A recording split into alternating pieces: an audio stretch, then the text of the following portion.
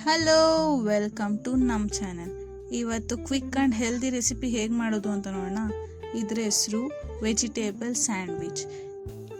ಇದನ್ನು ಡಯಟಿಂಗ್ ಮಾಡೋರು ಬ್ರೇಕ್ಫಾಸ್ಟಿಗೆ ಮಾಡ್ಕೋಬೋದು. ಏನೇನು ಬೇಕು ಅಂತ ನೋಡೋಣ. ಬ್ರೆಡ್, ಕಡಲೆಬೀಜ, ಮೊಸರು, ಸೌತೆಕಾಯಿ, ಟೊಮ್ಯಾಟೊ ಆ್ಯಂಡ್ ಕ್ಯಾರೆಟ್.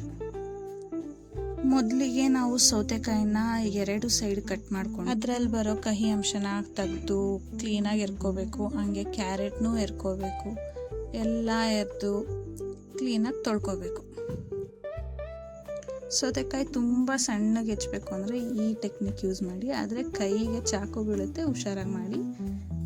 ಈ ರೀತಿ ಎಲ್ಲ ಸೌತೆಕಾಯಿನೂ ಕಟ್ ಮಾಡಿಕೊಂಡು ಹಾಗೆ ಕ್ಯಾರೆಟು ಕಟ್ ಮಾಡ್ಕೋಬೇಕು. ಎಲ್ಲ ಸಣ್ಣಗೆ ಮಾಡಬೇಕು. ಆಮೇಲೆ ಟೊಮ್ಯಾಟೊ ಎಲ್ಲ ಕಟ್ ಮಾಡಿ ಸೈಡಿಗೆ ಎತ್ತಿಟ್ಕೊಳ್ಳೋಣ. ಈಗ ಒಂದು ಸ್ಟವ್ ಮೇಲೆ ಒಂದು ಪಾತ್ರೆ ಇಟ್ಕೋಬೇಕು. ನಾನು ಪ್ಯಾನ್ ಇಟ್ಕೋತಾ ಇದ್ದೀನಿ. ಅದಕ್ಕೆ 150 ಗ್ರಾಮ್ ಅಷ್ಟು ಕಡಲೆಬೀಜ ಹಾಕ್ಕೊಂಡು ಕೆಂಪುಗಾಗೋವರೆಗೂ ಹುರ್ಕೋಬೇಕು. ಎಲ್ಲ ಹುರಿದಾದ್ಮೇಲೆ ಒಂದು ಪ್ಲೇಟಿಗೆ ಸೈಡಲ್ಲಿ ಎತ್ತಿಟ್ಕೋಬೇಕು.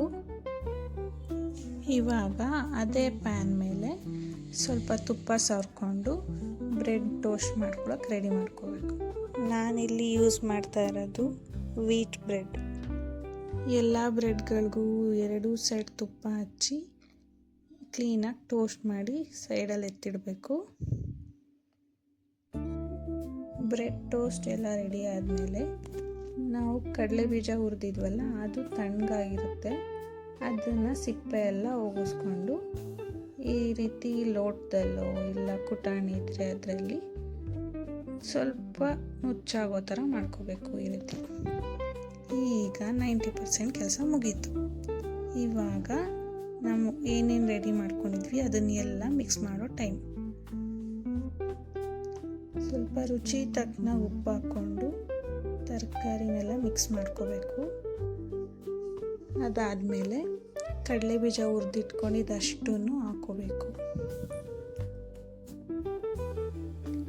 ಆಮೇಲೆ ಒಂದು 1/4 ಲೀಟ್ರು ಮೊಸರು, ಗಟ್ಟಿ ಮೊಸರು ಹಾಕೋಬೇಕು.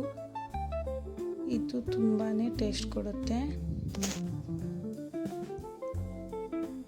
ಆಮೇಲೆ ಎಲ್ಲ ಚೆನ್ನಾಗಿ ಮಿಕ್ಸ್ ಮಾಡ್ಕೋಬೇಕು.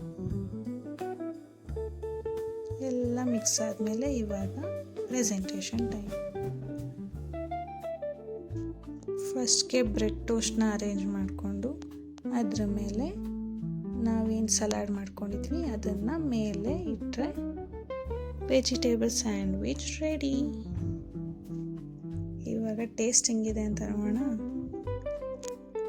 ಯಮ್ಮಿ, ತುಂಬ ಟೇಸ್ಟಿಯಾಗಿರುತ್ತೆ. ಮನೇಲಿ ನೀವು ಟ್ರೈ ಮಾಡಿ ನೋಡಿ.